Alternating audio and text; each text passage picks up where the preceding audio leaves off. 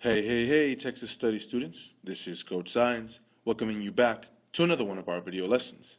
Today's video lesson is chapter 11.2, and we're going to be talking about Mirabeau Lamar. Now, if you remember correctly from the last video lesson, Sam Houston was Texas's first president. Now, after he served his term, we have Mirabeau Lamar, which is Texas' second president, right? Now, he was elected the second president of the Republic of Texas in the year 38, as you can see there. Now, here we see a picture of President Mirabeau Lamar there. Now, one of the things that President Lamar was known for, he was known to be an aggressive president, always strong towards his feelings and his actions and his beliefs. Now, Lamar had an aggressive approach to Texas politics that was summed up in his inaugural address. Now, his inaugural address, what that means, guys, is the first opportunity he got to speak in front of the state, in front of Congress, and in front of everybody who is anybody, and the people and the public of Texas, right? Just like when a president gets elected, they have an inaugural address. In January of the year that after they win the election, right? Now, Mirabeau Lamar, what he did and why he's known as an aggressive president in his inaugural address, he says this: "If peace can be obtained only by the sword, let the sword do its work." Pretty much what he's saying, guys, that if peace can only be brought by the sword, then hey, we got to use the sword to get peace. That statement right there is just letting you know that, hey, if he has to use force, he will. And if he has to use the sword, he will. He's not going to be afraid not to use the sword. This is one of the indications that shows what type of president he was going to be for the new Republic of Texas. Now, one of the things that President Lamar did not like was native Texans. What he wanted to do with the Native Americans living in Texas, he wanted to kill them, remove them, completely be removed from the Republic of Texas. Or, if he could not be able to kill them all, he was going to force natives out of Texas. Right? Now, in the year 1839, Lamar ordered a militia to attack the Cherokees and force them into Oklahoma. He was the type of president that, hey, our land is the white man's land. It's not the Native Americans. We're going to get rid of everybody in them. And the reason that they wanted to get them out of these lands was because some of these lands were used to make money and to bring successes towards Lamar and his presidency in the Republic of Texas. Now, another thing that Lamar did in his presidency was he took money from the Republic of Texas, right?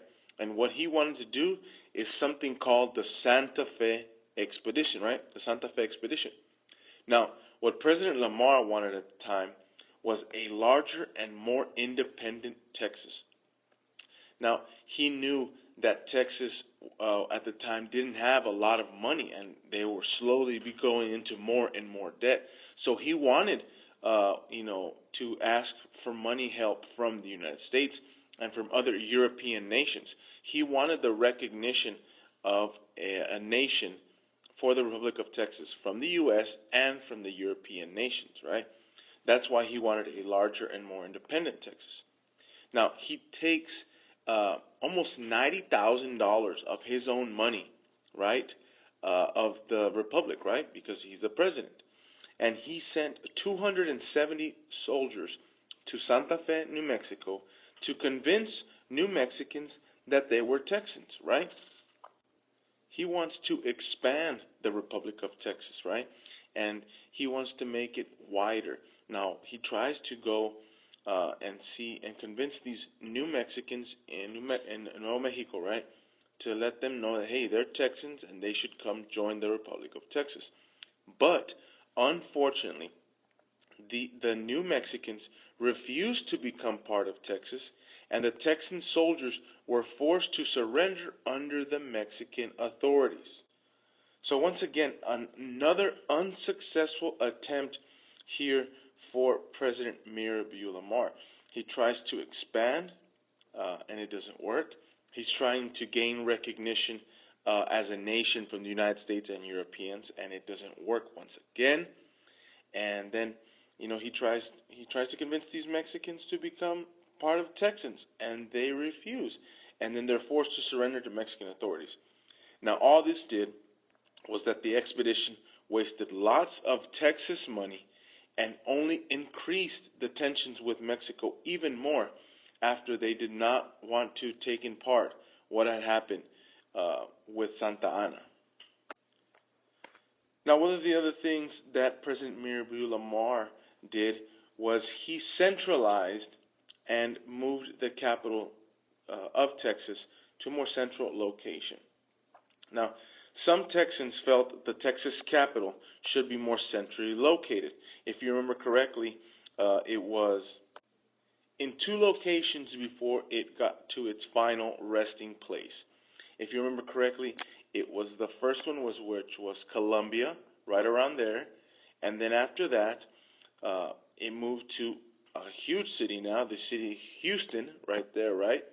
But in the year 1839, President Lamar decided to move it to what is now present day our capital, Austin, Texas, almost right in the heart of Texas, a central capital where everybody from around the state could meet and go to have meetings or concerns within the state. Now, although he is known as an aggressive president and a president that may not have made the best decisions as far as financially, he was considered the father of education. He was very smart in the sense of preparing the future generations to come, right? Now, under Lamar, the Texas Congress set aside 18,000 acres of land in each county for public schools. That means each county. Right now we live and we go to school in Hidalgo County.